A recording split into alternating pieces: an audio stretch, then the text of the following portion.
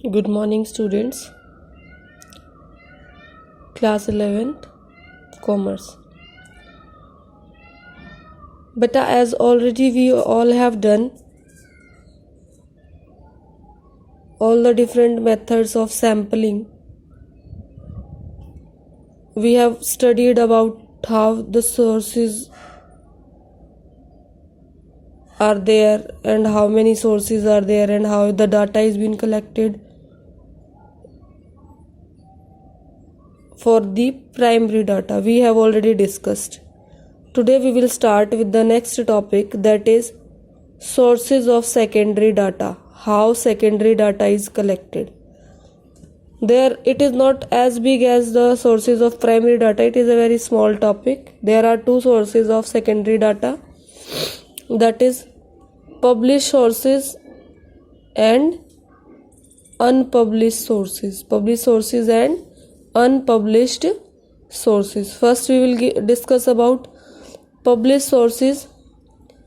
There are various organizations and agencies like World Health Organization, Central Statistical Organization, International Mutual Fund, NCRT, etc. They all collect some information about different fields, about income, about studies, about health, about finance, and they publish them weekly and annually and monthly. And they publish them weekly, annually and monthly. These are called published sources. Now under this published sources, they have been categorized in some different categories.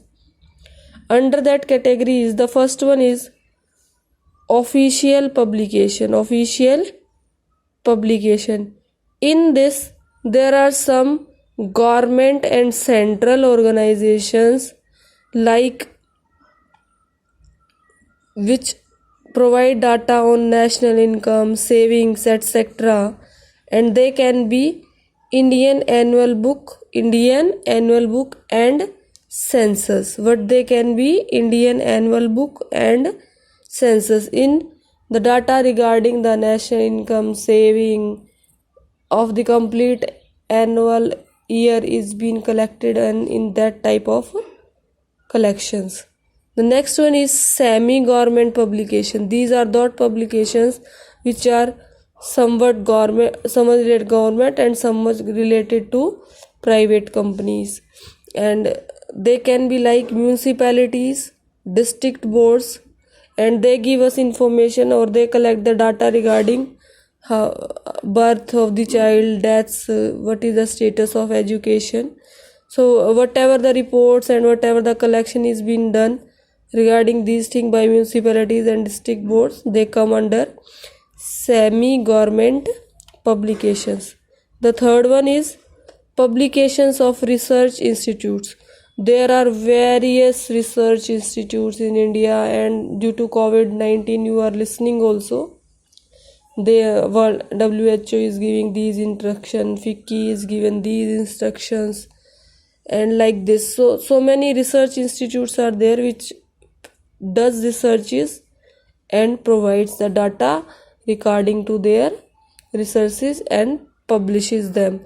So these are called publications of research institute. The next one is international publications. Along with these government, semi-government and research institute, there are some international organizations like United Nations Organization, WHO, World Health Organization, Indian Mutual Fund. They also provide the reports which they publishes.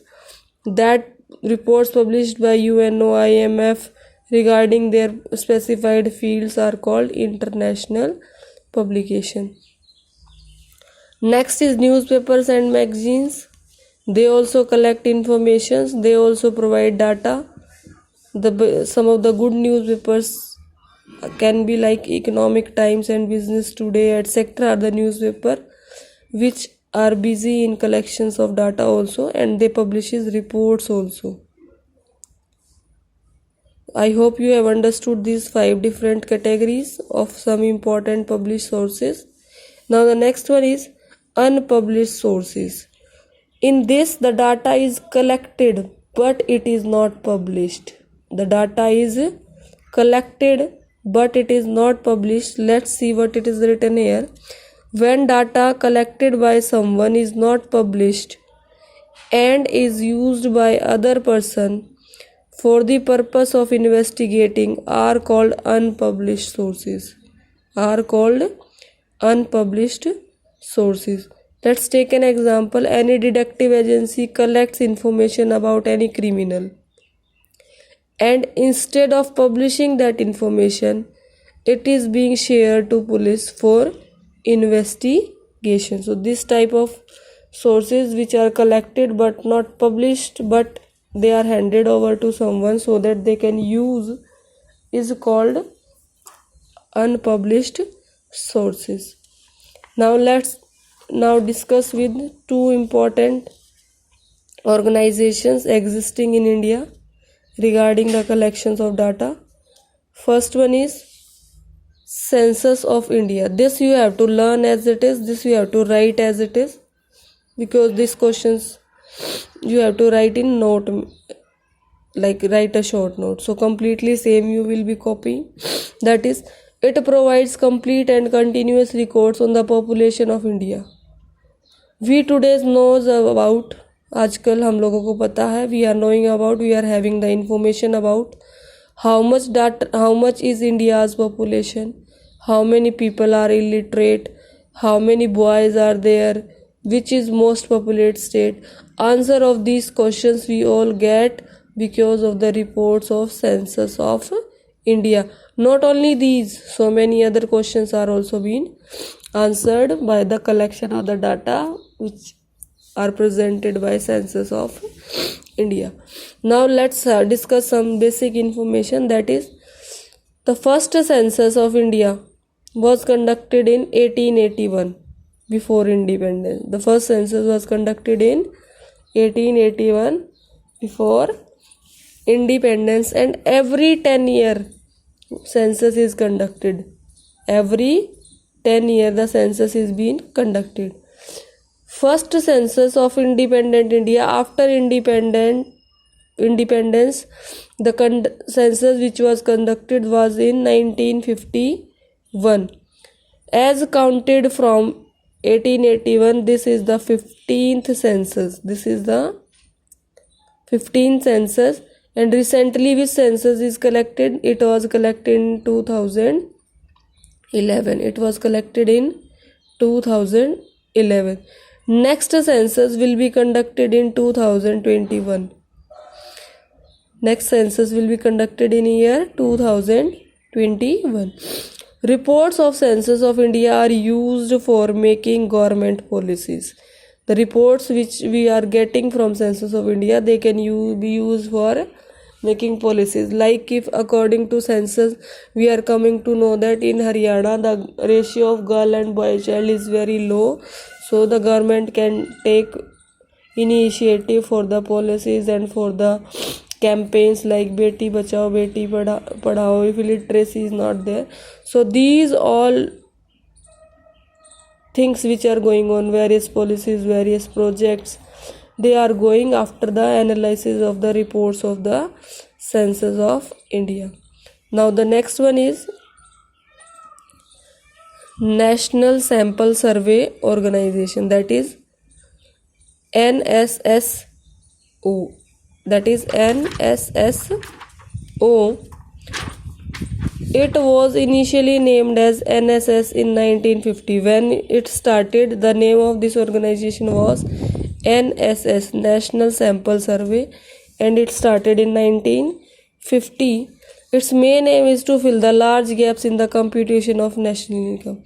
It was taken into account that before independence, it was not that national income was not collected in the correct manner. So the main aim of this organization NSS was to fill up the large gaps in the computation of what were the problems, to solve them.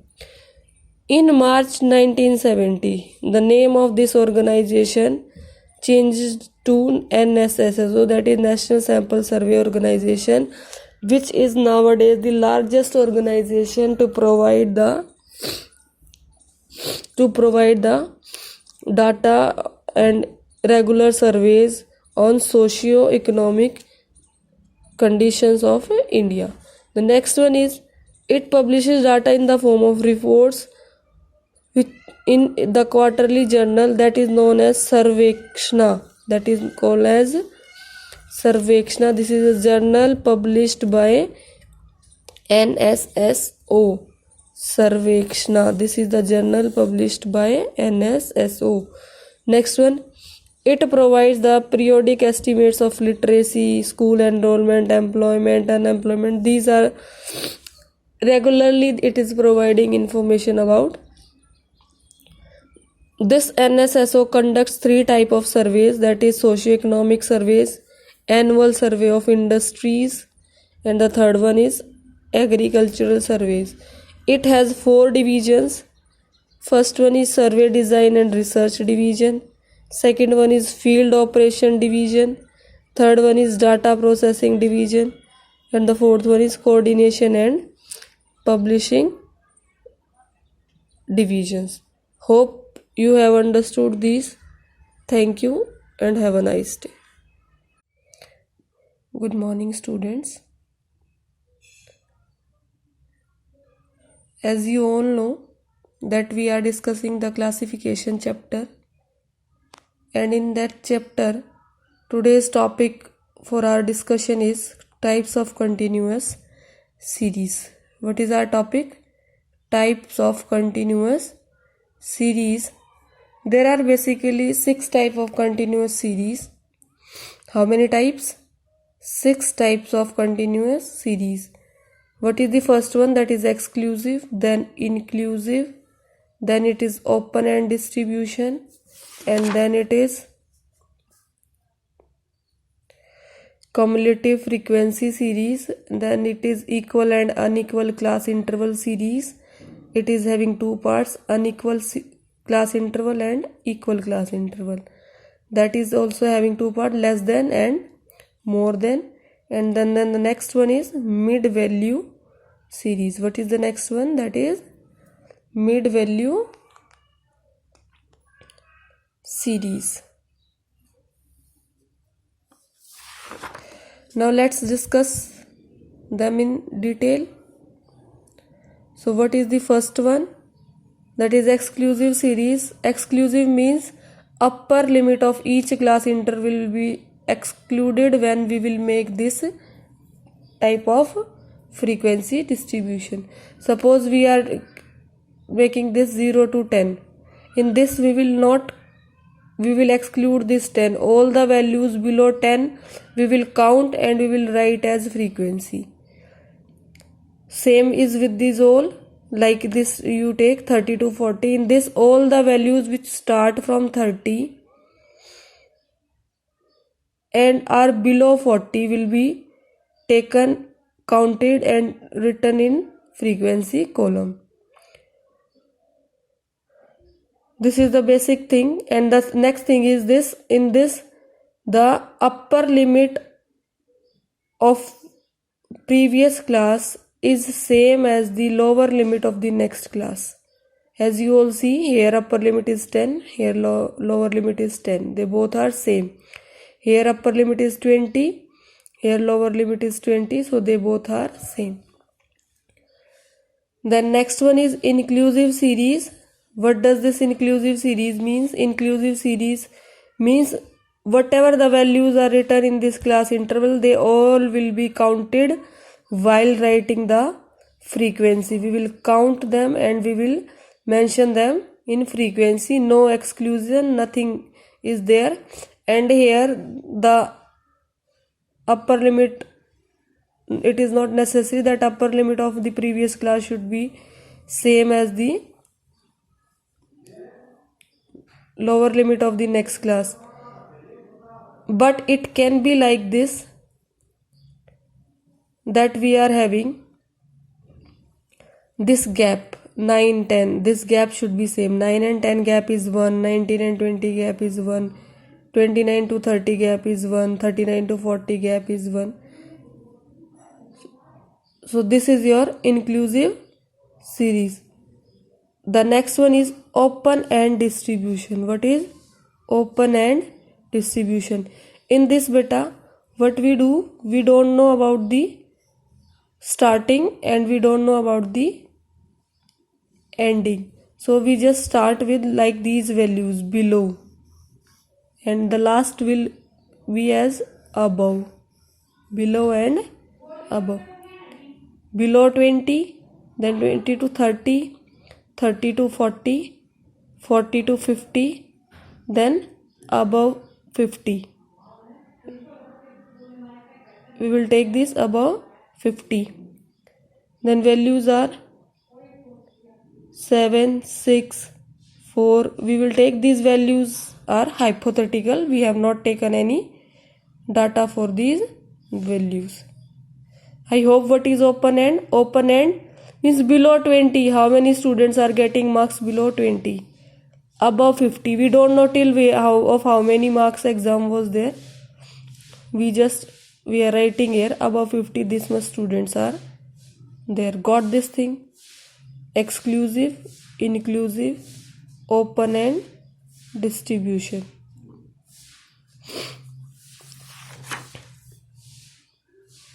Now the next one is cumulative series. What is the next one?